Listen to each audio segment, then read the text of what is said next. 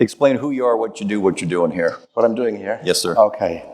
My name is Thomas. I'm from Diversity Tourism based in Munich, Germany. And I'm working as consultant and marketing advisor for the LGBT tourism since 26 years already. Also for medical tourism, and I was on the board of directors for IGLTA for 10 years. And since 12 years, I'm also the LGBT advisor for ITB Berlin, the world's leading travel trade show in Berlin, Germany. Okay. And worked for many destinations to work with gay marketing campaigns for them globally. Central Europe, Germany is a huge market for the United States, for Florida in particular, and a lot of other destinations. Talk me through right now. What is the very 20,000-foot view of tourism incoming from Central Europe to the U.S. right now? Where would you put it right now? Right now, in the Yes, moment, sir. I think it's very difficult. I mean, the pandemic was very difficult for everybody, and now it's a pandemic. Nobody talks really about the pandemic in Germany anymore. Like the war took it over, really.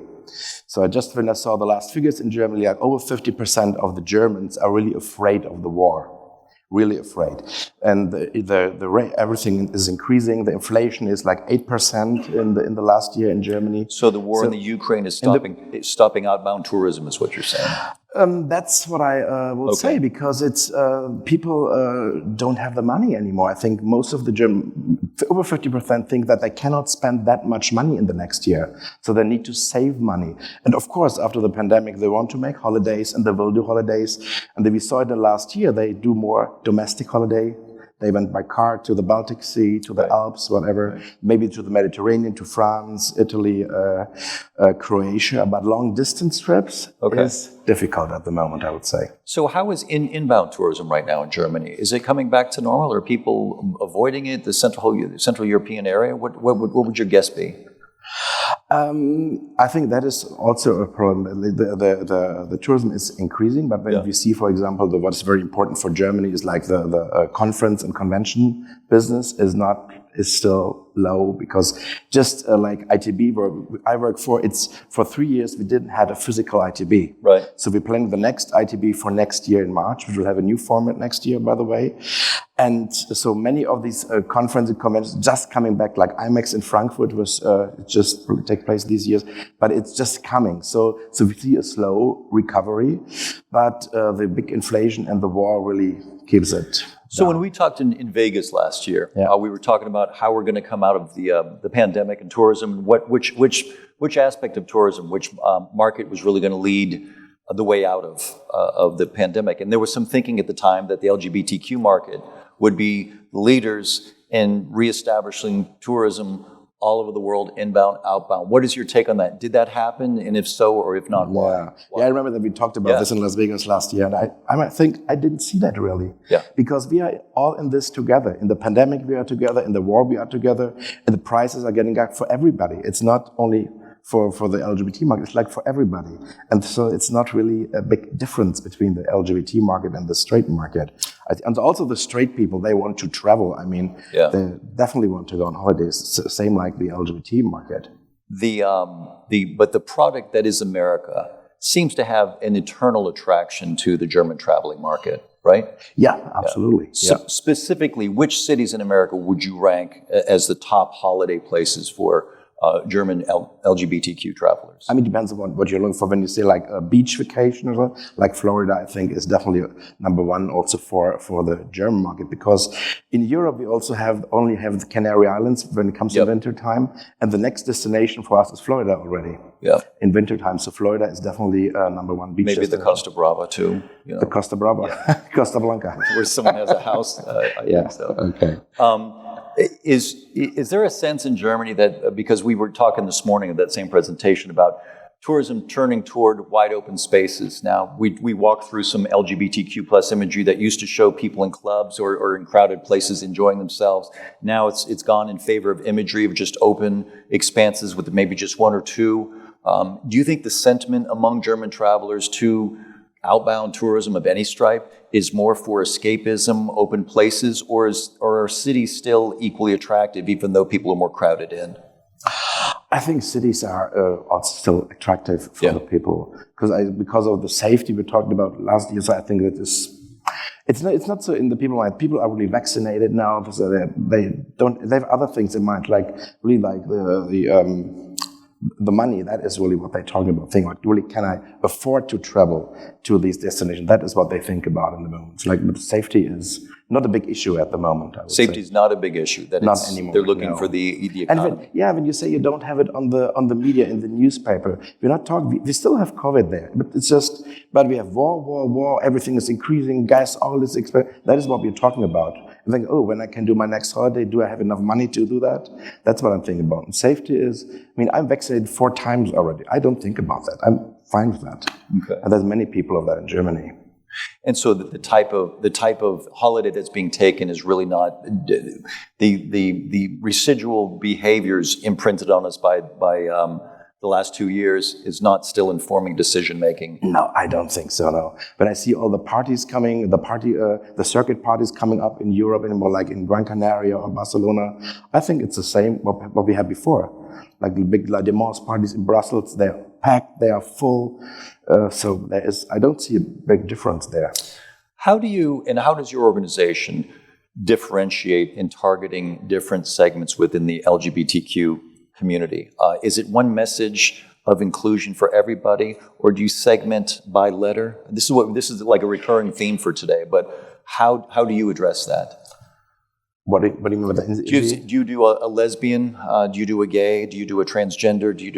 Are all these specific outreaches? And if so, how are those marketed? How do you account for? Because it seems like it would be a very expensive way to go about doing this. Yes, I think, but I think we did this forever. I think when you say, also like 20 years ago when we started, we do gay and lesbian marketing. I think we never did this. Right. Because I'm, as a gay man, I know that first of all, I have no idea about the lesbian market. When I want to do this, I need knowledge about this. I need the product, need to know about the products, about the players who are in the markets. And for example, with our company, we always said when we do gay marketing, we do gay man. That's what we do. No lesbian, no transgender, because we have no idea. When I really say I do LGBT marketing, I have to do everything: the L, the G, the B, and the T. And like 20 years ago, nobody did this. And today I see many destinations who are doing this already. And also we do this as well. And also at ITB, we made the decision a few years ago that we say specifically it's gay and lesbian what we are doing. Right. So maybe we need to change this to transgender, but our decision was really clear: gay and lesbian. We try to have products for gays and for lesbians specifically. And do you see that changing, become more inclusive as as we were talking about this morning, as the letters keep piling on, the QIA plus? Is it, given the size of that market, are you going after a trans market for outward vacations from Germany at all, or are you just thinking that they'll go under the guise of what you're doing? I mean, the trans market is a niche in the niche market, right? And I think for some destinations or some products, it really works on. But for us, for example, when it comes, for example, with ITB, what we do, we don't see that we have so many partners who really want to go into this market. As our example is Fort Lauderdale. Fort Lauderdale is doing a very good job in the trans market as well, I think. Yes. Yeah. Yeah, with their claim and everything what they do. So I like this, but I don't see so many destinations also in Europe really doing this. So we as a big trade show, when we don't have the partners, how can we do this? We can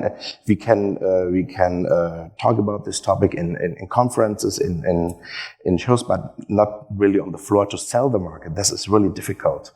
And you need the products for this. You need when you don't have the products, what can I sell? And you and I talked about this in 2018, about the change of the presidency in the United States, and about how Germans are very hyper politically aware. And they vote with their pocketbook quite a bit, and they would choose maybe to forego as many vacations to the United States as they had before. Not a boycott, but they might diversify a little bit. Did that happen? Did you see a drop-off in tourism that has then picked up, or is it too hard to tell with the pandemic? What is your gut on that? In the end, I didn't see any figures about this, but I really know from some people that they said, okay, I will not travel to the US. Because, that was a very loud chorus across all of Europe.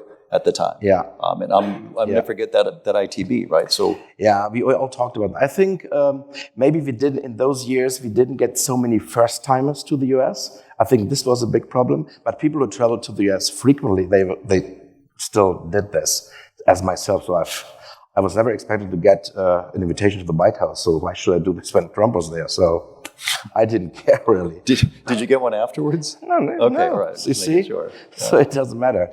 But on the hand, I think it was a big problem for young people, for first timers. They didn't come. But now I think, now they cannot come because of they don't have the money, whatever. But I think this will be better in the next years. So you brought up the next subject I want to talk about is young people. There's a certain amount of gay traveler, particularly German gay traveler, that's men of a certain age, right? Wink, wink. And are those, once they kind of age out of being as robust world travelers as they used to be, are they being replenished by younger gay travelers, or are younger gay travelers really interested in just traveling in general and not necessarily gay-specific itineraries?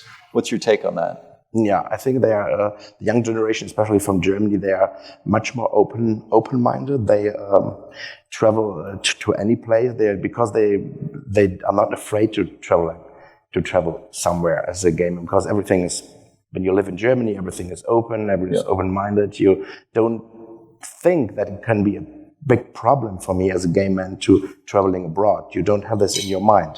And this could be a problem when you travel to destinations, for example, to Arabia, where it is a problem. Yeah, so, and I think these people have to be educated, that they have to behave when they travel abroad.